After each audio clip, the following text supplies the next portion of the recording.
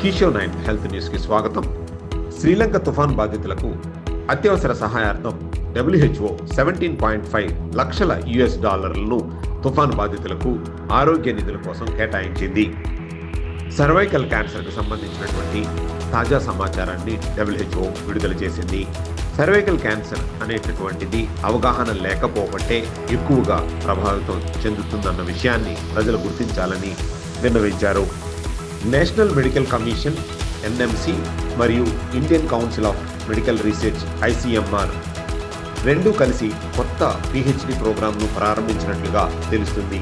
ఇది clinical levels ఔషధాల యొక్క వైద్య పరికరాల యొక్క స్వదేశీని అభివృద్ధి చెందించాలని ప్రోత్సహించాలనే లక్ష్యంతో ఈ PhD ప్రోగ్రాంను ప్రారంభించినట్లుగా తెలుస్తుంది. భారతదేశం ఇటీవల డాక్టర్లు పౌరులు మధ్య ఉన్నటువంటి ఆ నిష్పత్తిని లోపాన్ని ప్రభుత్వాన్ని వెల్లడించింది. ప్రతి 811 మంది పౌరులకు ఒక డాక్టర్ మాత్రమే ఉన్నాడని ఈ యొక్క నిబంధనలో తెలియజేసింది. ఆంధ్రప్రదేశ్, తెలంగాణ రాష్ట్రాలు డిసెంబర్ 1వ తారీఖున ఎయిడ్స్ దినోత్సవాన్ని ఘనంగా జరుపుకున్నాయి. దీనిలో భాగంగా ఆంధ్రప్రదేశ్, తెలంగాణ 2030 నాటికి పూర్తిగా ఎయిడ్స్ రహిత రాష్ట్రాలుగా రూపుదిద్దుకుంటాయని